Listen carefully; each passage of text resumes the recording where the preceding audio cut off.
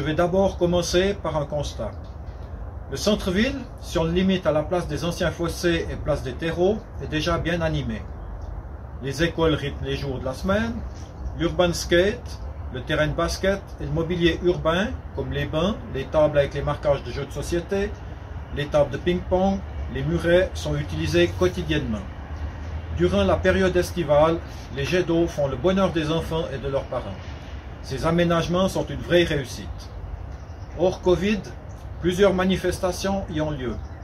La Silent Party, la fête de la jeunesse et son cortège, Andiamo la Tour Bouge, le cinéma plein air, le départ du semi-marathon, les marchés saisonniers organisés par la Société de développement de la Tour, le cross des écoles, et j'en ai peut-être oublié. En 2020, il y a eu l'Afterwork en septembre et la forêt enchantée du Père Noël en décembre dans la cour du collège Charlemagne.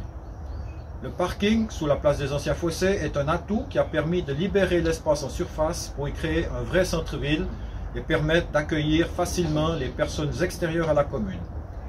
Si on élargit le centre en incluant aussi le bord du lac, on y trouve la fête de la musique, les animations du 1er août, Noël au château, ainsi que plusieurs manifestations culturelles à Roussy, telles la Tour Vagabonde, Nox Horae, Festival de la Tour. Afin de poursuivre le développement harmonieux, nous soutenons la mise sur pied d'un marché hebdomadaire le samedi ou saisonnier, voire aussi des marchés à thème. Nous souhaitons l'implantation et le maintien de commerces de proximité, tels que boucheries et fromageries, et apporterons notre soutien à ces démarches.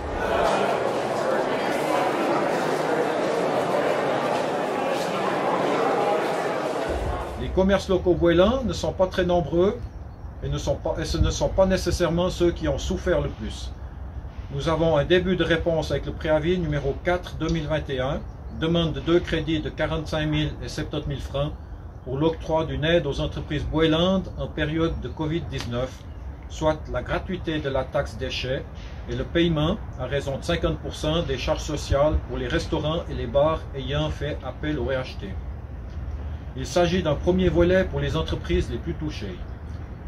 Nous proposons d'analyser le coût du paiement des charges sociales pour l'ensemble des entreprises ayant dû fermer en 2020 et 2021 et de revenir devant le Conseil communal avec des propositions.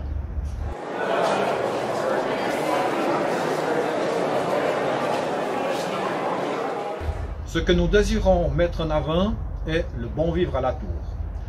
Nous voulons mettre à disposition de la population, de l'Escale et des sociétés locales des infrastructures de qualité qui répondent à leurs besoins. Nous voulons aussi poursuivre le développement durable et les économies d'énergie grâce notamment aux interventions sur l'éclairage public, l'isolation du patrimoine locatif, la pose de panneaux solaires, l'optimisation des transports publics et l'évolution des voies cyclables. Et tout cela en maintenant une situation financière saine, car cela aussi fait partie du bon vivre à la Tour de Paix où nous avons le taux d'imposition le plus bas du district.